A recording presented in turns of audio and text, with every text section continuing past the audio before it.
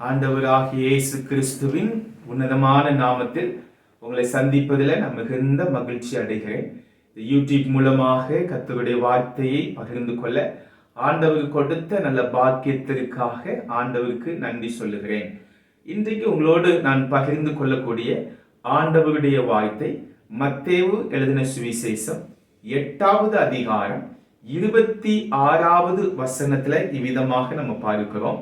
இயேசு எழுந்து காற்றையும் கடலையும் அதட்டினார், உடனே மிகுந்த அமைதல் உண்டாயிற்று என்று சொல்லப்பட்டிருக்கிறது. மிகுந்த ஒரு அமைதல் உண்டாயிற்று. ஒருவேளை இந்த நல்ல நேரத்துல உங்களுடைய வாழ்க்கையில ஏதோ ஒரு ஆசீர்வாதத்தை தேடி ஆண்டவருடைய பாதத்துல நீங்கள் இருக்கலாம். ஏதோ உங்களுடைய வாழ்க்கையில காற்றும் கடலும் போல ஒரு போராட்டத்தை ஒவ்வொரு நாளும் உங்களுடைய பிள்ளைங்களுடைய வாழ்க்கையில, அல்லது உங்களுடைய தொழில்கள்ல, அல்லது உங்களுடைய கணவனாருடைய தனிப்பட்ட வாழ்க்கையில, அல்லது உங்களுடைய வாழ்க்கையில பெரிய போராட்டத்தை இந்த நாளில நீங்க சந்தித்து கொண்டு இருக்கலாம். ஆண்டவர் உங்களை பார்த்து சொல்லுகிறார், காற்றையும் கடலையும் அவர் அதட்டும் பொழுது மிகுந்த ஒரு அமைதல் உண்டாயிற்று. இயேசு இயற்கைக்கு அப்பாற்பட்ட வல்லமைகளை தம்முடைய சீசர்களோடு படகுல போகும் பொழுது அவர் வெளிப்படுத்தினார் என்பதை நாம் வேதத்தில் வாசிக்கிறோம். இந்த அதிகாரத்தை நீங்கள் வாசிக்கும் பொழுது இயேசுவும் அவருடைய சீசர்களும் படகுல அவர்கள் கடந்து கடலில் போய் கொண்டிருந்த பொழுது பலத்த காற்று, மோதடிக்கிற காற்றும் பலத்த அலைகளும் அவருடைய படகுல மோதி அடித்தது. இயேசுவோ அடித்தட்டில நித்திரையாக இருக்கிறார். சீசர்கள் எல்லாரும் பயந்து, ஐயரே நாங்கள் மடிந்து போகிறோமே, உமக்கு கவலை இல்லையா என்று சொல்லி அவரிடத்துல கேட்கும் பொழுது இயேசு எழுந்து வந்து காற்றையும் கடலையும் அதட்டி அமைதிப்படுத்தி அவர்களுக்கு ஒரு அற்புதத்தை செய்கிறதாக இந்த அதிகாரத்தில் பார்க்கிறோம். ஒருவேளை உங்களுடைய அற்புதத்திற்காக நீங்கள் எதிர்பார்த்து இருக்கலாம். உங்களுடைய வேலையில ஒரு அற்புதத்திற்காக நீங்கள் எதிர்பார்த்து கொண்டிருக்கலாம். உங்களுடைய குடும்ப வாழ்க்கையில ஒரு அற்புதத்திற்காக நீங்கள் எதிர்பார்த்து இருக்கலாம். இயேசு அற்புதத்தை செய்த ஆண்டவர் இன்றைக்கு உங்களுடைய வாழ்க்கையில அவர் அற்புதத்தை செய்வதற்கு அவர் வல்லமை உள்ளவராக இருக்கிறார். ஒரு காரியங்களை நம்ம பார்க்க போகிறோம். இயேசு இந்த காற்றையும் கடலையும் அதட்டி அவர்களை அமைதிப்படுத்துவதற்கு அதற்கு முன்பதாக ஒரு காரியத்தை செய்கிறார்.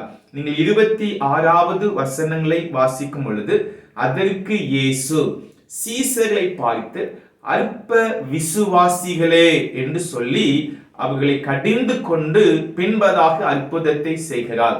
அப்படியானால் சீசர்களும் இயேசுவும் ஒரே படகுல பயணம் செய்து கொண்டு வருகிறார்கள். ஆனா படகுக்கு வெளியே பெரிய போராட்டமும் பெரிய காட்சிகளும் புயல்களும், அவருடைய படகு மோதி அடிக்கப்பட்டு உடைகிறது போல போராட்டங்கள் வருகிறது. ஆனா இயேசு அவருடைய விசுவாசத்தை பார்த்து சொல்லுகிறார், நீங்கள் அற்ப விசுவாசிகள். அப்படியானால் நாம் ஏதோ ஒரு சின்ன விசுவாசத்தோடு ஒரு பெரிய ஆசீர்வாதத்தை, ஒரு பெரிய அற்புதத்தை நாம் பெற்றுக்கொள்ள முடியாது. அவர்கள் காற்றையும் கடலையும் பார்த்து அற்ப விசுவாசத்தோடு, ஆண்டவரே நாங்கள் மடிந்து போகிறோமே என்று சொல்லி அவருடைய விசுவாசம் குறைந்த ஒரு விசுவாசமாய், ஒரு நம்பிக்கை அற்றவர்களாய் ஆண்டவர்கிட்ட போய் முறையிடுகிறார்கள். ஆனா இயேசு அவர்களை பார்த்து சொன்னார், நீங்கள் அற்ப விசுவாசிகள். இந்த சம்பவத்திலிருந்து நாம் எதை கற்றுக்கொள்கிறோம்?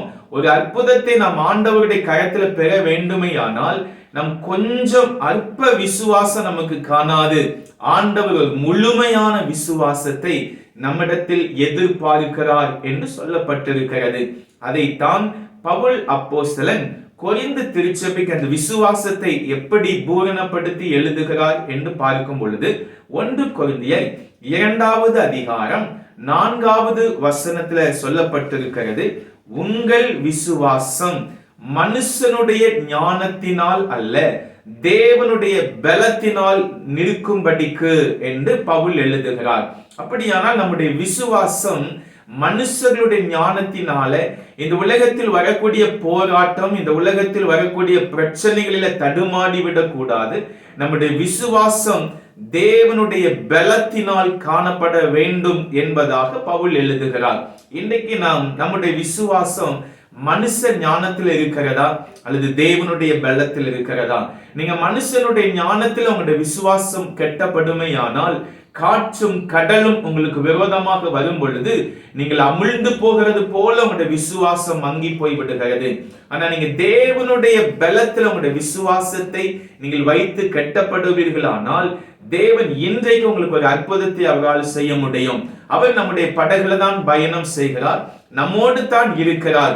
அந்த விசுவாசம் உங்களுக்கு என்றைக்கு வருகிறதோ, உங்களுடைய விசுவாசம் தேவனுடைய பலத்தில் எப்பொழுது கட்டப்படுகிறதோ அப்பொழுது உங்களை பார்த்து காற்றும், உங்களை பார்த்து கடலும் அமைதிப்படுத்தப்படும்.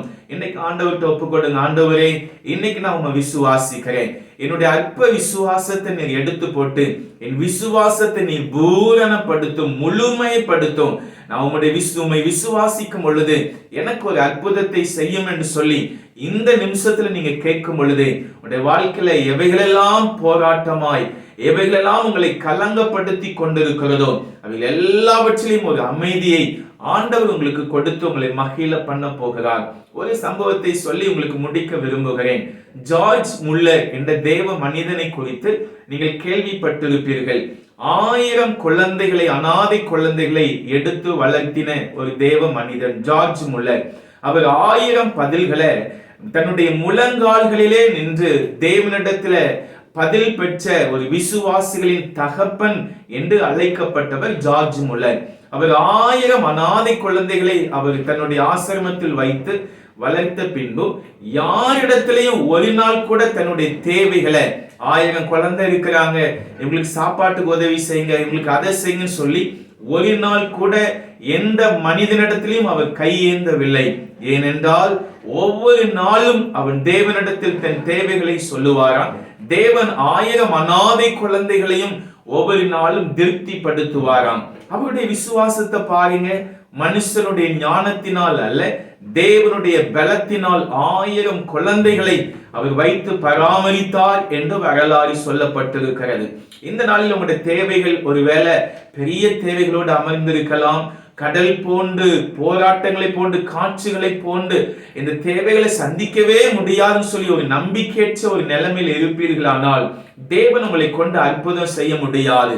ஆண்டவர், என்னோட நான் உண்மை விசுவாசிக்கிறேன், நான் உண்மையே நம்பியிருக்கிறேன்னு சொல்லி முழுவதும் உங்களுடைய விசுவாசத்தை ஆண்டவரிடத்துல கொடுக்கும் பொழுது உங்கள் அடைக்கப்பட்டிருக்கிற ஆசீர்வாதங்கள், ஒருவேளை குழந்தை பாக்கியத்தோட நீங்க ஆண்டோடைய பாதத்துல குழந்தைக்காக ஜெபிக்கலாம். ஒருவேளை நீங்க கடன் பிரச்சனைக்காக ஜெபித்து கொண்டிருக்கலாம். உங்க விசுவாசத்தை நீங்க தேவனிடத்தில் வைக்கும் போது தேவன் இன்றைக்கு ஒரு அற்புதத்தை செய்ய போகிறார். அப்படியே நம் கண்களை மூடி நம்ம ஜெபிக்க போகிறோம். ஆண்டவரே, எனக்கு ஒரு அற்புதத்தை செய்யும், என்னுடைய வாழ்க்கையில் விசுவாசத்தை பூரணப்படுத்தும் என்று சொல்லி கேட்கும் பொழுது உங்களுக்கு விரோதமாய் வருகிற காற்றும், உங்களுக்கு விரோதமாய் வரக்கூடிய கடல்களும் அமைதிப்படுத்தப்படும்.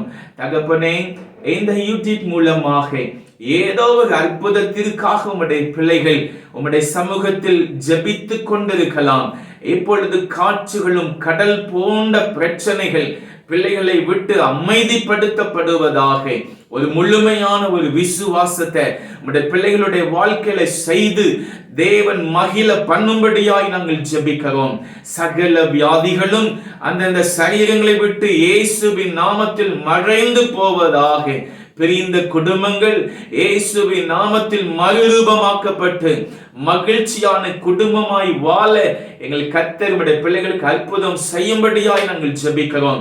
இருக்கிற இடத்துல ஆண்டவரே, செய்கிற பணிகளில, செய்கிற தொழில்களில உம்முடைய ஆசீர்வாதம் நிறைவாய் இருப்பதாக இயேசுவின் நாமத்தில் ஜெபிக்கிறோம் எங்கள் நல்ல பிதாவே. ஆமென், ஆமென்.